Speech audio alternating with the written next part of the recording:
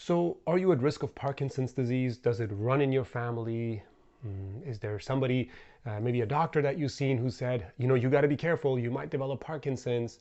So, let's dive into that. What are the 5 ways that you could help yourself prevent Parkinson's? Welcome to drashori.com.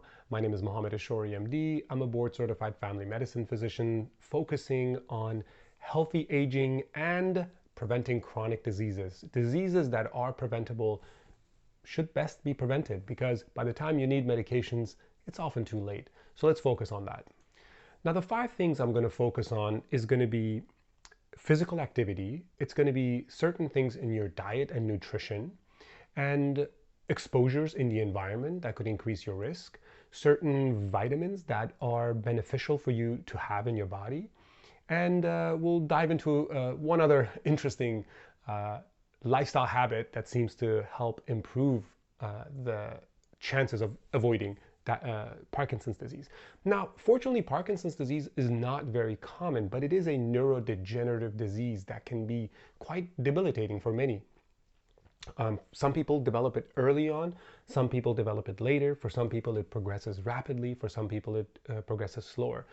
The book by Michael J. Fox is an incredible read for anybody who wants to really become familiar with Parkinson's and how well this individual was able to deal with it. So diving right into number 1, physical activity. So it's not about like, I gotta go run marathons and I gotta lift a lot of weights. It's more about consistent activity, consistent exercise, and avoiding being too sedentary for too long, especially if you're somebody who has a sedentary job.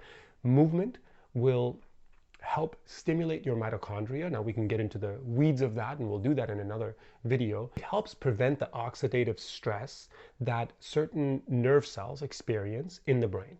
And so by having some activity, by getting that extra blood flow to those mitochondria, to those nerves, you'll decrease your chance of developing Parkinson's disease. Number 2, certain chemicals in the environment, certain exposures can increase your risk. Now, there is some association, not causation, that excess amounts of pollutants in the environment, specifically pesticides, can increase your risk of developing Parkinson's. So what should you do? Should you only eat organic? Nah, not necessarily. There are some pesticides even on organic foods, but trying to vary up your diet so that you're not getting all of your calories from just one thing, one group of food items, but instead separating it out through many different food items, food categories, will decrease your chance of getting excess amount of exposure. So if you're getting all your calories from berries and there's a lot of pesticide use in the berries that's being imported into your local market, it's good to avoid that. If you're getting the majority of your calories from just beef,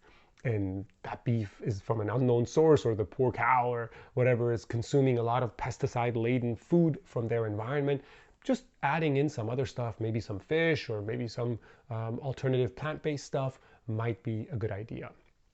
The third one is caffeine. Now this is the interesting one.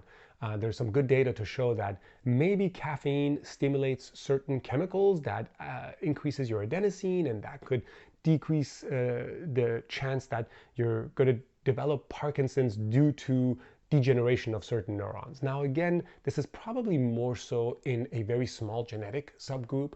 So maybe 5 to 10% of people have a genetic predisposition to Parkinson's. The rest of us just develop it from, well, being sedentary, stress, poor sleep, bad diet. And that's what we're talking about here. So if you're in that 5 to 10% group, should you pick up caffeine? Not really. There's a lot of foods that have natural caffeine. So chocolate is a perfect example. So maybe you're probably going to consume some chocolate at some point. So maybe having some of that could be good. But then again, there are many other things that you can do. You don't have to necessarily pick up caffeine or coffee for this purpose. The next one is dietary modification. Now, what kind of diet do you need? What's a good diet? I don't really think about a diet as a way that I can just stick to this thing and it's going to help me achieve perfect health. I think of diet as nutrition. So the kind of diet that seems to have a good amount of protein, healthy fats, and not avoid any ultra-processed stuff as much as possible. Of course, it's not possible to avoid all ultra-processed foods in our modern society. and a lot of healthy carbs. So fibrous carbs versus not too much of the starchy carbs. So carbs are fine. You can even get a lot of starchy carbs in you if you're already skinny, if you already have a good amount of muscle mass.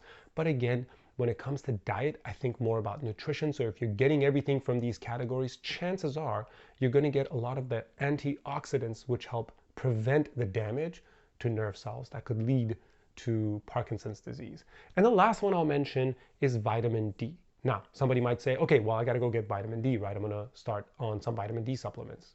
It's not so much about starting vitamin D supplements. It's making sure that you don't deplete your vitamin D supplies in your body. And there's a lot of good data out there to show that excess alcohol, stress, bad diet can actually deplete your vitamin D level. And then of course, making sure you get enough vitamin D levels. So certain foods that you eat can actually help you increase your vitamin D storage, and getting sunlight. That's quite important. So getting enough sunlight is good. Avoiding too much sunscreen. Now there's a thing as having too much sunscreen on your body, but also avoiding excess amount of sun exposure can help protect you against the negative effects of excess sun exposure, ultraviolet exposure. But the goal is to drive up vitamin D. We'll do a video on that about how to prevent losing vitamin D, how to make sure your body builds some natural vitamin D. The goal is there's no no blood test you can do to say, okay, if you're above this level, you're safe. If you're below this level, you're unsafe. Yes, there are